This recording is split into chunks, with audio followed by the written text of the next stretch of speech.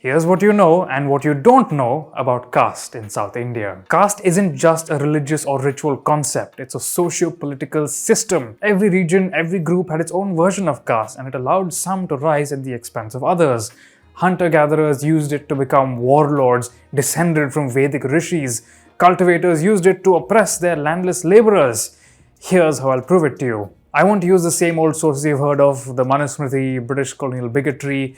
I'm going to use the greatest resource we have on medieval social history, tens of thousands of inscriptions on Tamil Nadu's temple walls, made by a huge cross-section of society. I'm Anirudh Kanisetti, historian author of Lords of the Deccan. Welcome to Thinking Medieval, where every week we tell you something new about the people that made you and me.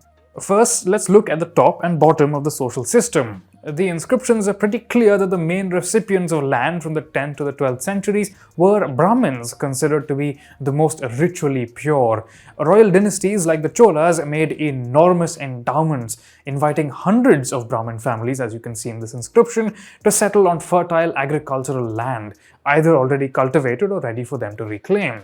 At the bottom of the hierarchy were Parayar or Pulayar, today scheduled caste in Tamil Nadu.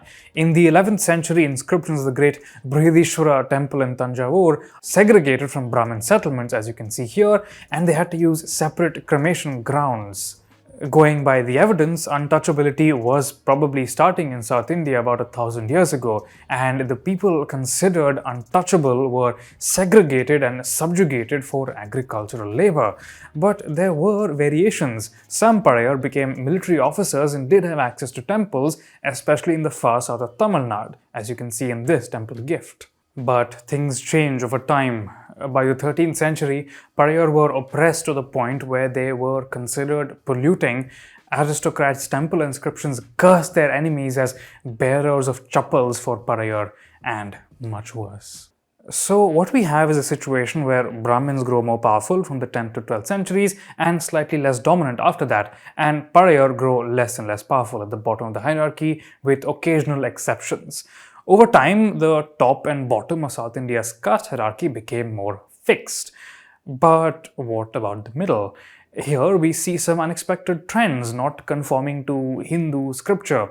Temple donors were fairly diverse. In the 10th century, shepherds and washer people, who are both considered lower caste later, made frequent gifts, usually ghee or cash, for holy lamps. So lots of people once had access to temples and had wealth to spare and weren't considered impure.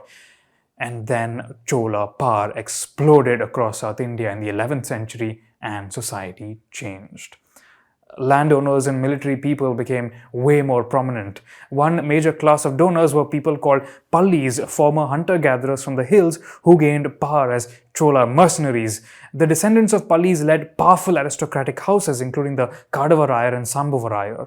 Some claimed descent from Vedic sages. Caste status allowed them to gain influence and respectability. The wealthier you were, the better the caste system was for you. In 1168, for example, a group of Rathakara artisans, wealthy from temple commissions, got local Brahmins to give them the right to perform some Vedic rituals, as you can see in this inscription. But in a village barely 60 kilometers away, artisans were far from affluent, and in 1172, Vellala cultivators got Brahmin landlords to confirm their right to exploit artisans and shepherds, as you can see in this inscription. If one group wasn't influential in a locale, it could easily get muscled down by others. The middle castes were very competitive about status because their future prosperity depended on it. And given that so much of your caste status depended on what a group could do in a village, how did South India go from a bunch of local village hierarchies to a massive caste system? Well, in the 13th century, the Chola Empire collapsed in crisis. And then something crazy happened. Instead of landlords or aristocrats taking control, large assemblies of social groups emerged. These people took collective decisions on local taxation, temple donations, and irrigation. Slowly, the assemblies began to include more and more villages and towns. Now things had to change. All the little village hierarchies had to become one huge regional system. And we begin to see inscriptions carefully using terms like Varna and Jati, and lists of communities showing us who was more important. This was a massive social revolution. The caste system didn't emerge because kings were imposing it from the top. No medieval kingdom actually had the capacity for that. Caste took root because it was profitable for societies to adopt it by pushing some people like the pariah to the bottom. Pariah was subjugated for over 500 years, well into the colonial period.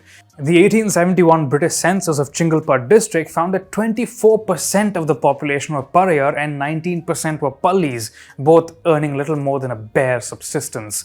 By that point, palli had become a derogatory term, and the community actually fought in the 20th century to be referred to as Vanniyar. What we've examined is just 300 years of history. After the 13th century, population, cities and global contacts grew, so there was even more expansion, consolidation and lobbying in the middle castes. So powerful were Tamil caste coalitions that they could even force the mighty Vijayanagara Empire to the negotiating table, as we talked about in this video.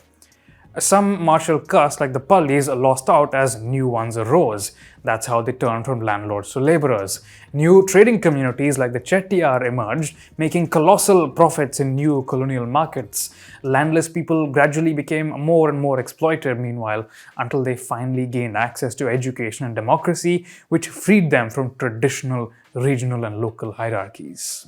If you have questions or comments, we'd love to hear them. Follow us everywhere on social media. You can find me on Instagram at Anirudh and on Twitter at Kanisetti. We'll see you next week.